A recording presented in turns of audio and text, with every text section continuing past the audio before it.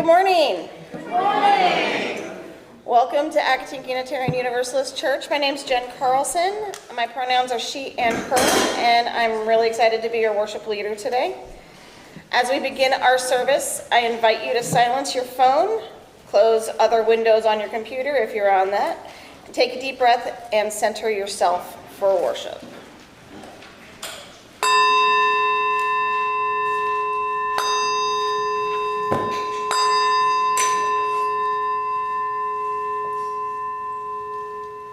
We open and welcome to the ancestral people of this land, acknowledging that our church, like all of Burke, resides on the unceded territory of the Manahoac tribe of the Great Sioux Nation. We seek healing and the realization of justice with the people of this land who live on and their descendants, the present-day members of the Monacan Indian Nation, the Patawomac Indian Nation of Virginia, and the Piscataway Indian Nation. We honor the ancestors as we move toward healing so that all together may one day know full justice. Welcome to Accotink Unitarian Universalist Church. I'm Sheila Doles, my pronouns are she, her, and I'm happy to be your worship associate today. This congregation is a welcoming and inclusive spiritual home where we inspire each other to live our values. Together we care in community, grow in spirit, and act for justice.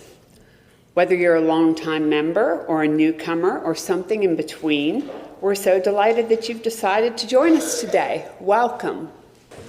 As we light our chalice, please join the congregation in reciting words from our newly approved UU values as of GA. Love is at the center of Unitarian Universalism. Love is the practice of our living tradition. As Unitarian Universalists, we covenant, help everyone flourish, honor the web of life, be beloved in community, cultivate generosity, celebrate diversity, and transform the world with love. So this month we have a series of lay-led services, since Rev Lev is on some well-earned study leave, beginning with 2 Sunday services this month talking about democracy. This week we're going to discuss our American experiment, and next week we'll put our democratic ideals into practice by voting during the service on different elements of the service. It's kind of a choose-your-own-adventure. And we'll also reflect on why people don't vote, or maybe that they don't want to. And the rest of the month will round out with 2 services exploring earth-based spirituality. We'll have Lamas with the Sacred Wheel group, which is my older daughter's favorite hinge of the year because she gets to throw bread. And we'll end up with a service by Judy over there, who's going to be doing Circles of Spirituality. Is that right? Circles of Sacred Geometry. Circles of Sacred Geometry. So there's going to be some really interesting imagery going along with that one. So I'm excited. All right, our time for all ages this morning is a little bit of make-believe. So let's put our pretend hats on. So raise your hand if you've ever been to a baseball game. Well, we have lots of baseball fans in the audience today. All right, how many of you follow a team that you think is your team? Wait. Only Dale and Kate seem to care. All right. Well, I do have bad news for you. I need you to imagine this, all right? I've just received an advance copy of a statement that will be released tomorrow by our governor. It's very surprising. You won't believe what it says. All right, hear ye, hear ye. All citizens of Virginia, effective immediately, are hereby notified that baseball is now illegal within our borders. From today onward, it is absolutely forbidden to watch baseball, play baseball, or go to a baseball game. You can't even stand in your backyard with a ball and a bat. If you must, buy a Frisbee or kick a soccer ball. Don't ask why. We have reasons, and we mean it. No matter how old you are or which team you used to root for, you will be in huge trouble and go to jail for a long time if you watch or play baseball in the state of Virginia starting today. I mean, not for nothing, but that's a foreseeable thing in this day and age. So baseball's going to be illegal. So what are each of us going to do? Let's pretend. What would you do if you could go to jail for watching baseball or playing? Anyone? I have a microphone for you if you want to answer the question. What would you do if baseball was illegal today? Protest. Dale says protest. Okay, who else? What else? Go to another state to watch baseball. Okay, what else? Anyone? So just in protest, do a flash mob of the biggest baseball game in the history, like hit a world record kind of baseball game. Olivia loves to go over the top. Anyone else? Try to do it in secret. All right, so these are all pretty normal reactions to having something that you are used to having taken away. All of a sudden with really not a lot of discussion from you. You could also say, I don't care, I don't like baseball. Doesn't affect me. You can also say, I'll play anyway, see if they mean it. I'll go to jail. I'll go to jail if I have to. You can say, as Judy said, go to another state. You could protest, like Dale said. You could keep playing or watching baseball in secret with the people you trust not to tell anyone. And all of those are possible ways to respond. Maybe this new law doesn't affect you, so you shrug it off. Maybe the threat of prison scares you enough to stop, or you sneak around. Maybe you leave Virginia every time you want to hit a few balls or watch a team play. This may sound like a funny example to talk about, but there are countries where doing simple, everyday things are forbidden. A lot of the time, those forbidden things have to do with speaking your mind or practicing your religion. Imagine you woke up tomorrow and found out it was against the law to be a UU, or talk about being a UU. That's the pickle some of our religious ancestors faced. Nearly 500 years ago in Europe, people got tired of being told there was only one way to practice religion. A few of them were our religious ancestors, and they were part of a movement called the Radical Reformation, and they talked about a new religious belief that we today would call Unitarian. These brave people began to practice being Unitarians, even though it was forbidden. They could get into a lot of trouble, and they did. Some of them said, I'll stop, it's not that important to me. I'll go along with what we're supposed to believe. Some of them said, I'll be a Unitarian in secret with people I trust, and in public, I'll pretend to go along with what everyone else says. Some of them said, I'm out of here, and they left the places it was most dangerous to be a Unitarian and tried to find countries where it was safer to be a Unitarian. And a few of them said, nope, I'm going to be a Unitarian anyway, and talk about my beliefs, and even if it gets me into trouble, because I can't deny my conscience or my faith. The truth is, we needed all of those types of early Unitarians. The ones who died because of their courage and faith, the ones who fled to other countries, the ones who practiced and taught Unitarian beliefs in secret, and maybe we even needed those who said, hey, it's not that important, because they had the freedom to make that choice. You'll be happy to know that it is safe to play and watch baseball in Virginia. But I hope you're also happy to be a UU. Let's be grateful for the people throughout the past 500 years, and 250 if we're counting American years, who made sure that we could inherit this faith and take care of it for our next generation. Now, we would normally be singing our children to RE today, but we do not have enough people for RE, so the lovely Olivia Tuggle has set up a craft table in the back. So for anyone who needs to fidget or draw or, make merry, you can go to the back, grab some crafting supplies during the service, and, hang out to your heart's content. The following is an excerpt from Democracy in America by Alexis de Tocqueville. In America, I saw the freest and most enlightened men placed in the happiest circumstances that the world affords. It seemed to me as if a cloud habitually hung upon their brow, and I thought them serious and almost sad, even in their pleasures. The chief reason for this is that they are forever brooding over advantages they do not possess. A native of the United States clings to this world's goods as if he were certain never to die, and he is so hasty in grasping at all within his reach that one would suppose he was constantly afraid of not living long enough to enjoy them. In the United States, a man builds a house in which to spend his old age, and he sells it before the roof is on. He plants a garden and lets it just as the trees are coming into bearing. He brings a field into tillage and leaves other men to gather the crops. He embraces a profession and gives it up. He settles in a place which he soon afterwards leaves to carry his changeable longings elsewhere.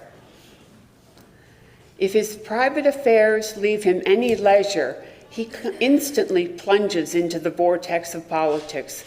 And if at the end of a year of unremitting labor, he finds he has a few days' vacation, his eager curiosity whirls him over the vast extent of the United States, and he will travel 1,500 miles in a few days to shake off his happiness. The recollection of the shortness of life is a constant spur to him. Besides the good things that he possesses, he every instant fancies 1,000 others that death will prevent him from trying if he does not try them soon. This thought fills him with anxiety, fear, and regret, and keeps his mind in ceaseless trepidation, which leads him perpetually to change his plans and his abode. When all the privileges of birth and fortune are abolished, when all professions are accessible to all, and a man's own energies may place him at the top of any one of them, an easy and unbounded career seems open to his ambition, and he will readily persuade himself that he is born to no common destinies. But this is an erroneous notion, which is corrected by daily experience. It is possible to conceive of men arriving at a degree of freedom that should completely content them. They would enjoy their independence without anxiety and without impatience. But men will never establish any equality with which they can be contented.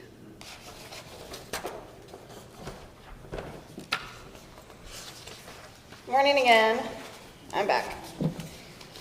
All right, in light of the recent Supreme Court ruling and the 4th of July holiday that may have felt to some of us like the grand going out of business sale for American democracy, I'd like to go back to our early years of our republic and discuss what democracy meant to one of our more famous than ever founding fathers.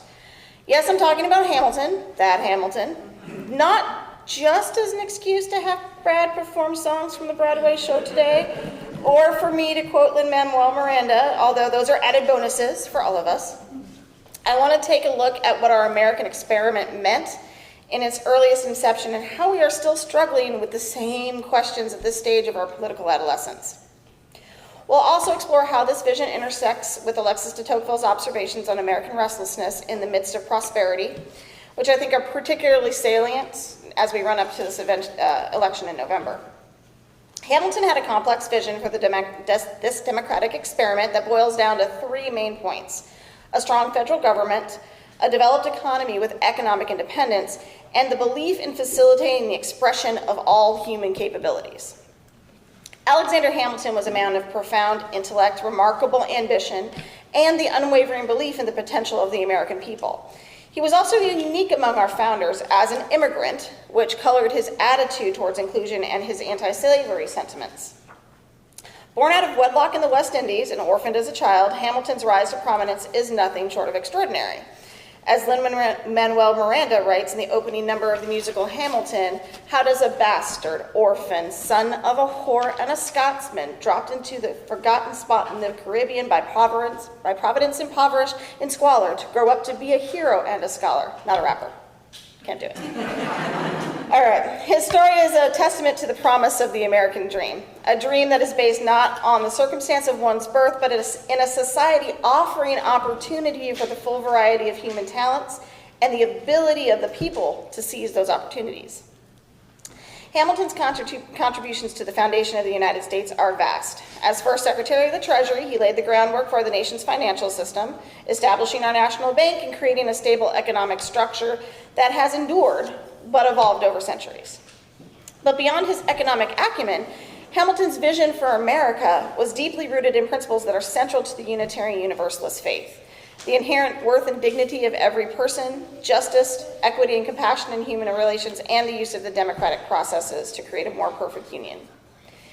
Hamilton's belief in a strong central government was driven by his understanding that unity was essential for the survival and prosperity of the fledgling nation.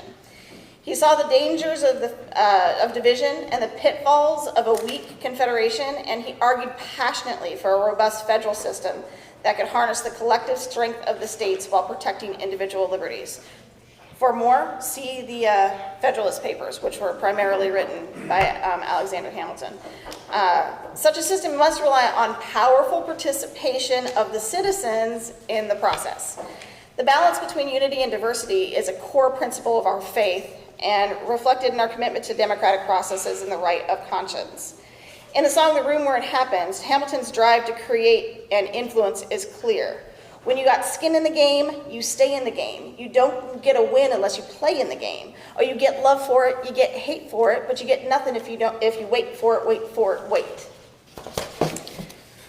So just this past 4th of July, Matthew Walther, the editor of The Lamp, published a pretty controversial editorial in the New York Times, where he argues that abstaining from voting is a personal choice rooted in the belief that individual votes have negligible impact on election outcomes. He contends that most people vote out of a sense of civic duty or to express support for their preferred candidates, akin to sports fandom, rather than to affect tangible change. Walther suggests that non-voting can be also a form of expression, reflecting a belief that America's deep-seated structural problems cannot be resolved through electoral politics. This exactly contradicts Hamilton's ideal that democracy is not a spectator sport. We really need to get engaged and stay engaged. We need to have skin in the game. In today's United States, we continue to grapple with the tension between federal and state power, individual rights, and collective responsibilities. Hamilton's vision is particularly relevant as we navigate issues such as healthcare, education, civil rights, where the needs and rights of individuals must be balanced with the common good. His legacy reminds us that a strong, effective government can be a force for positive change, ensuring that justice and equity are not just ideals, but realities for all people.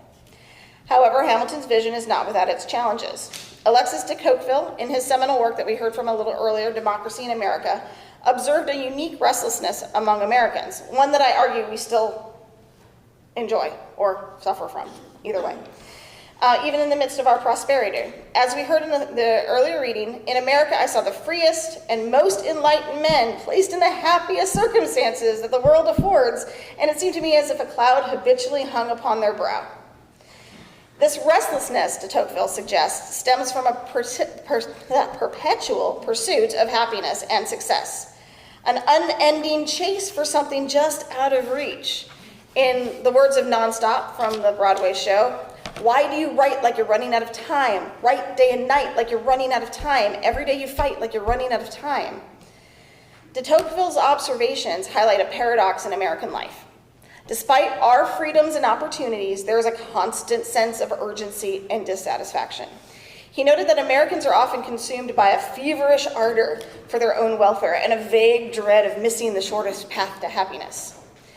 This relentless pursuit can lead to a transient existence where one is always moving, always striving, but never fully content. Hamilton also understood the importance of commerce and industry in building a thriving nation. He advocated for the diversified economy that included manufacturing and trade, which was a pretty radical idea at the time. Jefferson really argued for an agrarian society, which depended on the labor of slaves at the time. Hamilton recognized that economic independence was crucial for political independence. The journey towards financial autonomy has been a crucial pillar in this country in achieving racial and gender equality, allowing marginalized people and women to assert their individuality, make independent choices, and gain the respect and opportunities that they deserved. Economic independence is not just about financial stability. It's about empowerment and freedom. When citizens have control over their own finances, they can make choices that reflect their true aspirations. This includes decisions about education, career paths, personal life, marriage, and children. Financial autonomy allows all people to leave abusive relationships, pursue higher education, and invest in their futures without being tethered to the financial whims of others. Hamilton's vision is evident today as we continue to innovate and compete in a global economy. The spirit of entrepreneurship and the drive for progress that Hamilton championed are alive and well in the United States, fueling technological achievements and fostering a sense of innovation. However, de Tocqueville reminds us of the potential pitfalls of this constant striving. I quote again from our reading today. In the United States, a man builds a house in which to spend his old age and sells it before the roof is on. He plants a garden and lets it just as the trees are coming into bearing. He brings a field to tillage and leaves other men to gather the crops. This perpetual motion, driven by a desire for physical gratification and a restless ambition, can prevent us from fully enjoying the fruits of our labor. It can lead to a sense of melancholy and dissatisfaction, even in times of abundance, which I argue has been a very constant theme since the pandemic. In the midst of the current election, we find ourselves engulfed in a wave of apathy and frustration. The political landscape is marked by a sense of disillusionment and discontent stemming from the perpetual motion of our desires for physical gratifications and restless ambitions. As Alexis de Tocqueville observed, such a relentless pursuit often prevents us from enjoying our lives. In this election, many Americans feel that despite the abundance of choices and the democratic process, we are left with dissatisfaction. The fervent quest for the ideal candidate or the perfect political solution can leave us disenchanted with the available options, leading to a pervasive sense of discontent. This relentless pursuit of the unattainable can overshadow the progress and abundance we already possess, resulting in a collective sense of unease and frustration. As we reflect on Hamilton's vision and de Tocqueville's insights, we must consider how to balance ambition with contentment, progress with peace. In the poignant words of History Has Its Eyes on You, let me tell you what I wish I'd known when I was young and dreamed of glory. You have no control who lives, who dies, who tells your story. In the spirit of Hamilton's vision, we are called to be active participants in the American experiment. This means engaging in the democratic process, advocating for policies that promote justice and equity, and working to ensure that economic opportunities that Hamilton championed are available to all and accessible to all. That's a very effective word there. It means recognizing the inherent worth and dignity of every person and striving to create a society where everyone has the chance to thrive. As Unitarian Universalists, we are guided by our principles to seek truth, promote justice, and respect the web of existence. Hamilton's life and legacy offer us valuable lessons on the importance of vision, resilience, and the power of collective action. His contributions to the foundation of our nation remind us that the American experiment is not a finished product, but an ongoing journey towards a more perfect union. De Tocqueville's insights, combined with Hamilton's ambitions, also prompt us to reflect on the deeper meaning of progress and success. In our modern era, the technological advances and economic growth that Hamilton foresaw have indeed come to pass. We have built a nation of immense wealth and opportunity, yet we often find ourselves restless, perpetually seeking the next achievement, the next milestone. This echoes de Tocqueville's observation as he compared the old world to the new, that the chief reason for this contrast is the former, the old world, do not think of the ills they endure, while the latter, the United States, are forever brooding over advantages they do not possess. This relentless pursuit of more, the fear of missing out, FOMO, as the younger generations call it, can lead to a sense of perpetual dissatisfaction, even as we achieve more than our previous generations could have ever imagined. Do you think Hamilton or de Tocqueville had any idea we would ever land a man on the moon? Or even that women would be voting? As we honor Hamilton's legacy, let us also heed de Tocqueville's caution. We must strive for balance, recognizing that true prosperity includes not just economic success, but also personal fulfillment, community, and peace of mind. It means creating a society where progress does not come at the cost of our well-being, where ambition is tempered by contentment, where the pursuit of happiness is not a relentless chase, but a journey marked by joy and gratitude. Let us honor Hamilton's vision by continuing to work for a nation that reflects our highest values, a nation where justice, equity, and compassion are at the heart of our democracy, where the promise of the American dream is in reach of all people. As we conclude, let us remember the powerful words from the finale of the musical. America, you great unfinished symphony, you sent for me. You let me make a difference, a place where even orphan immigrants can leave their fingerprints and rise up. May we be inspired to build a future that is inclusive, equitable, and just, and to find balance in our pursuit of happiness. Amen, amen, amen. May it be so, and may we be among those who make it so. Blessed be. Please rise now in body and/or in spirit as I invite you to join me now in our community blessing with these words of David Bumbaugh. And today we're going to do the old words that you're used to. Oh, gee. This church is dedicated to the proposition that behind all our differences and beneath all our diversity, there is a unity that makes us one and binds us forever together in spite of time, death, and the space between the stars.